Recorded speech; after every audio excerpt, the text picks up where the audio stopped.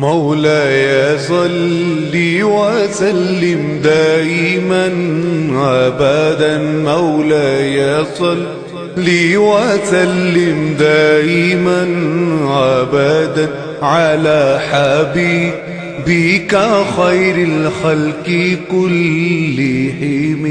مریم کو یقین ہے کہ بچہ بولے گا. اب عیسیٰ گود سے بولے قال انی عبداللہ آتانی الکتاب وجعلنی نبیہ. عیسیٰ بولے گود سے مریم کی کہ میں اللہ کا بندہ ہوں، اللہ نے مجھے کتاب دی ہے اور اللہ نے مجھے نبی بنایا. کہاں سے بولے؟ گود سے. عیسیٰ اعلان کر رہے ہیں مریم کی گود سے کہ اللہ نے مجھے نبی بنایا ہے. پھر حضرت یحییٰ کے لیے اسی قرآن نے آواز دی یا یحییٰ خذ الکتاب بقوۃ وآتیناہ الحکم صبیہ. اے یحییٰ ہم تمہیں کتاب دے رہے ہیں، اس کتاب کو مضبوطی کے ساتھ تھام لو. وآتیناہ الحکم صبیہ، ہم نے بچپنے میں یحییٰ کو نبوت دے دی.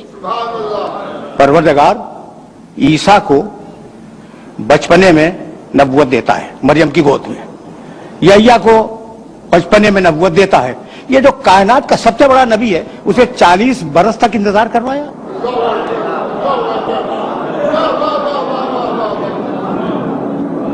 سوال ہے یا نہیں ہے بھائی؟ پیدائش کے وقت اناؤنسمنٹ ہو جاتا ہے یہ بچہ نبی ہے، ٹھیک ہے نا؟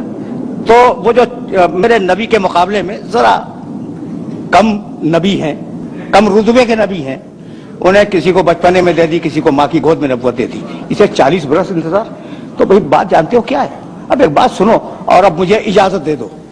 دنیا میں جتنی بھی درسگاہیں پائی جاتی ہیں تجرباتی علوم کی، یعنی سائنسز کی، جتنی درسگاہیں دنیا میں پائی جاتی ہیں نا، ان درسگاہوں میں جب استاد پڑھاتا ہے تو پہلے تھیوری سمجھاتا ہے، پریکٹیکل بعد میں کرواتا ہے. تھیوری دی، اسے نظریہ سمجھایا اور نظریہ سمجھا کر ڈیمونسٹریٹ کیا اپنی لیب میں لے جا کے. تو دنیا کا طریقہ کیا ہے کہ پہلے نظریہ بتلائے پھر عمل کروائے. قدرت کے کام اس کی شان نرالی ہے، اس کے کام الگ ہیں.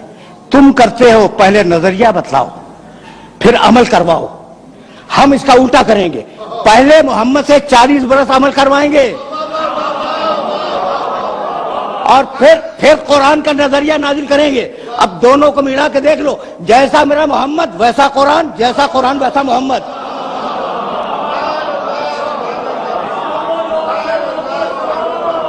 یعنی میں کہنا یہ چاہ رہا ہوں کہ یہ دو الگ الگ چیزیں نہیں ہیں. لفظ ہیں سمجھانے کے لیے دو الگ الگ، قرآن اور محمد یہ دو الگ الگ لفظ ہیں، مفہوم ایک ہی ہے. بھائی پہلے میں نے اس شخص کو بھیجا اور 40 برس اس کا کردار دیکھو، اور پھر اب قرآن بھیجوں گا اور دونوں کو ملا کے دیکھ لینا. تو مطلب تو یہی ہوا کہ یہ دونوں علم الہی کا پرتو ہیں. جب علم الہی لفظوں میں ڈھلا قرآن کہلایا اور جب نور کے پیکر میں ڈھلا محمد کہلایا. تو اگر قرآن بے عیب ہے تو میرا نبی بے عیب ہے. دیکھو بھائی میں نے تو کہہ دیا میرا نبی ہے تو میں دعویٰ کروں گا کہ بے عیب ہے، ٹھیک ہے نا؟ کوئی ثبوت ہے؟ اگر ثبوت فلسفے منطق سے دینا شروع کروں تو بوجھل ہو جائے گا. بس ایک جملہ سنو. یہ جو عرب تھے نا، ان عربوں کے سامنے قرآن نے بتوں کی برائیاں اور ان کے نقائص بیان کیے. کیا ہیں یہ تمہارے بت؟ لولے، لنگڑے، اندھے، بہرے، کسی کے کام کے نہیں آ سکتے. تم اسے مدد کیا مانگ رہے ہو؟ یہ تو اپنے چہرے کی گرد بھی صاف نہیں کر سکتے. اچھا، اسی کی تشریح میرے نبی نے کی. بہت توجہ رہے اور کہنے لگے میرا خدا بے عیب، میرا نبی میرا خدا بے عیب. تمہارے بت کیا ہے ان کے پاس؟ یہاں سے اٹھاؤ وہاں رکھ دو، وہاں سے اٹھاؤ وہاں رکھ دو. میرا خدا ان اللہ علی کل شیء قدیر، ہر شے پہ قادر ہے. تو بتوں کی برائیاں کی قرآن نے، برائیوں سے مراد ان میں جو نقائص تھے وہ بیان کیے، ٹھیک، اور خدا کی تعریف کی. وہ عرب جو اس زمانے کا تھا وہ اپنی آن پہ مر جانے والا عرب تھا. ایک اونٹنی کا تھن کسی کے تیر نے چھید دیا، 40 برس لڑائی ہوتی رہی آن کے اوپر. تو کتنی آن والے عرب تھے اس معاشرے میں. قرآن کہہ رہا ہے میرا نبی کہہ رہا ہے کہ تمہارے خدا ایسے، تمہارے خدا ایسے، تمہارے خدا ایسے، کہہ رہا ہے یا نہیں؟ قرآن اٹھا کے دیکھنا، میرے نبی کے بیانات جو بتوں کے سلسلے میں وہ اٹھا کے دیکھ لینا، اور میرا خدا بے عیب۔ بہت توجہ رہے، اس لیے کہ یہ وہ مرحلہ فکر ہے کہ اگر یہ بات واضح ہو گئی تو میری محنت آج کی سوارت ہے۔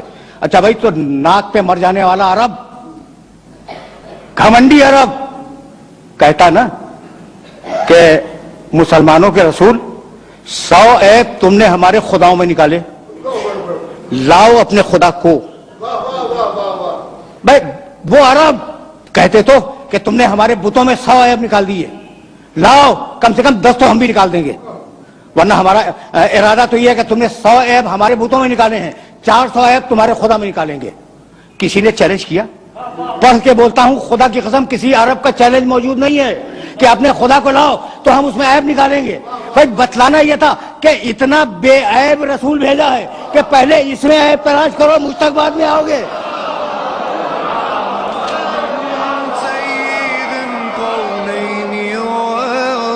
الثقلين والفريقين من عرب ومن عجم مولاي صل